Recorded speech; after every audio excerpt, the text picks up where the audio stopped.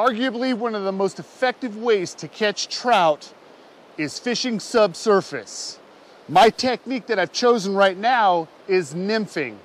Dead drift nymphing to be specific. That means my sinking fly is drifting exactly at the current speed as close to the bottom as I possibly can get it. So my system is my fly tied on the end of my tippet, and about 10 inches to a foot above my fly is where my split shot or weight would be attached to my leader. Above that, about 2 depths of the water current is my indicator.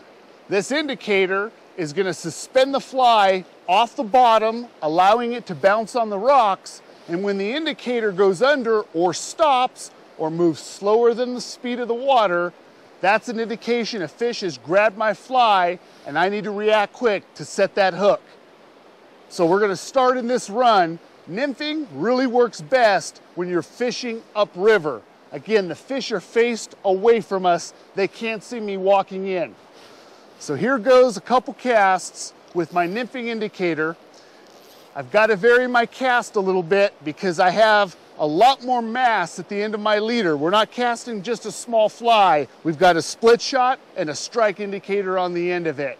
So I'm going to modify my casting stroke, slowing it down and opening up my loop a little bit further than I normally would. Here's my cast. Fly hits the water.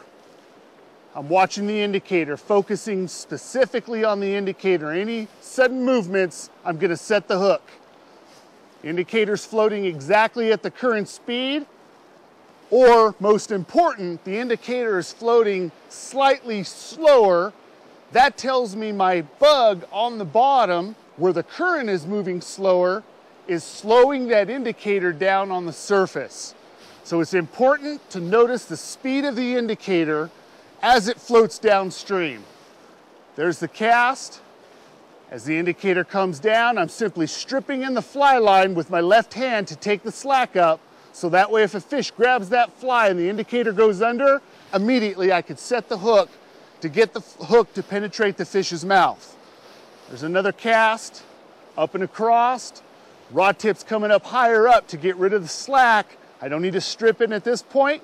I just lift the rod up. Whoops, the indicator went down, so that's an indication for me to set the hook. That could have been a fish.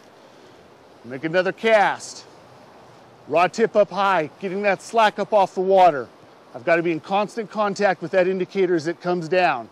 And I'm watching it twitch. There it is again. That could be a rock. But our saying when we're fishing, indicators on the bottom, there are no rocks in the river. These are fish that are grabbing. It's much better to set the hook and miss the fish than it is to actually not set the fish and miss that strike.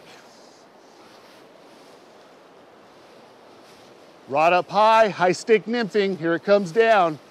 Nice drag-free drift all the way through with that indicator and split shot. Bugs are right on the bottom at this point. Very, very effective presentation when nymphing. Lift the line out of the water, make another cast, fly line hits, indicator goes under. I'm going to set that hook. So you got to be very careful in terms of the time that you have to set the hook once the fish grabs the fly. Slows down a little bit, looking good.